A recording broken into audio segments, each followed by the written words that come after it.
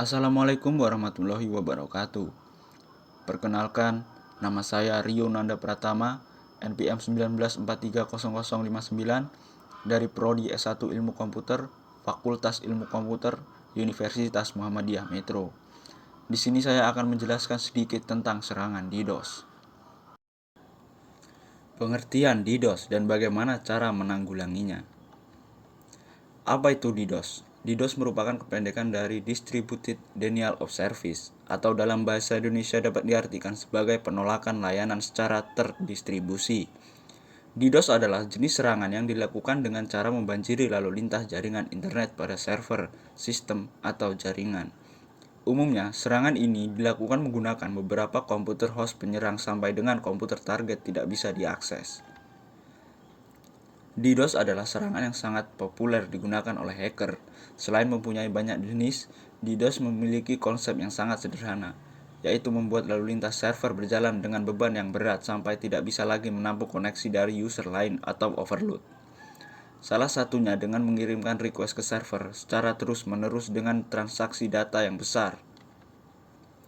Berhasil atau tidaknya teknik DDoS dipengaruhi oleh kemampuan server menampung seluruh request yang diterima dan juga kinerja firewall saat ada request yang mencurigakan. Cara kerja dan tujuan DDoS. Konsep sederhana DDoS attack adalah membanjiri lalu lintas jaringan dengan banyak data.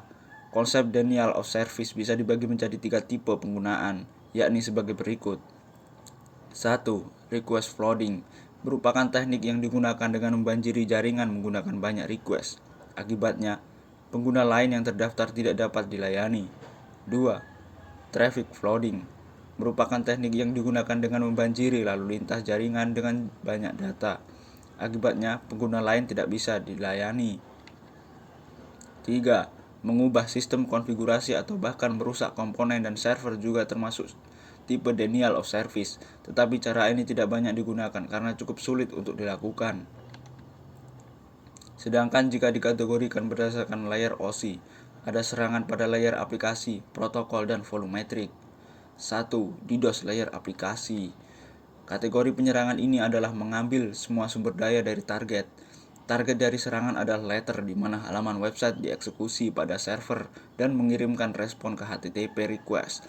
Sangat ringan jika hanya melayani satu request, sedangkan akan menjadi masalah jika melayani banyak request secara bersamaan, apalagi jika menjalankan query database juga. 2. DDoS protokol. Serangan ini mengeksploitasi TCP dengan cara mengirimkan paket SUN dengan spoof alamat IP dalam jumlah yang besar. Setiap koneksi yang masuk akan ditanggapi oleh server yang menunggu proses koneksi berjalan, namun tidak pernah terjadi. Hal ini akan mengakibatkan proses yang terus berjalan pada server yang dapat menyebabkan overload. 3. Volumetric DDoS. Tujuan dari serangan DDoS ini adalah menghabiskan semua bandwidth yang tersedia antara target dengan jaringan internet. Caranya adalah dengan membuat lalu lintas yang sangat padat seperti penggunaan botnet. Teknik DDoS. Serangan DDoS adalah teknik penyerangan yang mempunyai banyak cara sederhana seperti penggunaan virus dan botnet. 1. Botnet. Pada pengembangannya, serangan DDoS dilakukan dengan bantuan kumpulan bot yang dijalankan secara bersama-sama. Bot disisipkan pada malware yang kemudian ditanam ke komputer yang terhubung ke jaringan internet. Jumlah komputer ini bisa puluhan sampai dengan jutaan, tergantung banyaknya komputer yang telah terinfeksi malware. Semua komputer ini dinamakan dengan botnet, sedangkan satu komputer zombie yang terinfeksi dinamakan dengan komputer zombie. Hanya menggunakan satu perintah saja, botnet langsung menjalankan perintah untuk melakukan DDoS ke komputer target dalam waktu bersamaan. 2. Virus. Di internet, seseorang yang berencana melakukan DDoS adalah dengan menyebarkan virus melalui file yang dibagikan ke berbagai situs yang terhubung dengan internet. Virus sengaja diciptakan, salah satunya adalah untuk menjalankan bot melalui skrip yang berjalan pada sistem operasi. Bahkan beberapa virus dapat mengambil hak akses dari perangkat yang sudah mengunduh skrip dan dijalankan pada sistem operasi.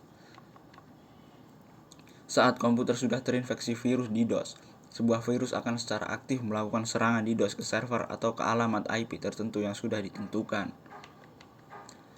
Cara mengatasi DDoS.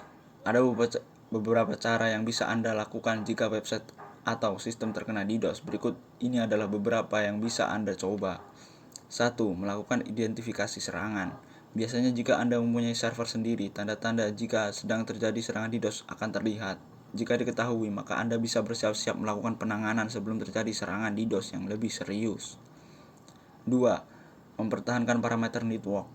Ada beberapa langkah teknis yang dapat diambil untuk mengurangi sebagian efek dari serangan, dan beberapa di antaranya cukup sederhana. Misalnya Anda dapat memperbesar bandwidth, mengurangi ISP atau penyedia layanan web hosting, menghubungi spesialis DDoS apabila sudah tidak tertolong. Kesimpulan, DDoS adalah teknik penyerangan pada sistem yang sangat populer digunakan. Selain sederhana, dengan modifikasi strategi, DDoS bisa menjadi teknik yang sangat ampuh untuk mengganggu sistem. Ada beberapa cara melakukan DDoS seperti menggunakan request flooding dan traffic flooding. Kedua cara ini mempunyai kesamaan, yaitu membanjiri lalu lintas jaringan dengan banyak data atau request. Jika berhasil, maka pengguna lain akan kesulitan untuk melakukan akses ke sistem dan bisa jadi mengakibatkan sistem rusak dan tidak bisa diakses.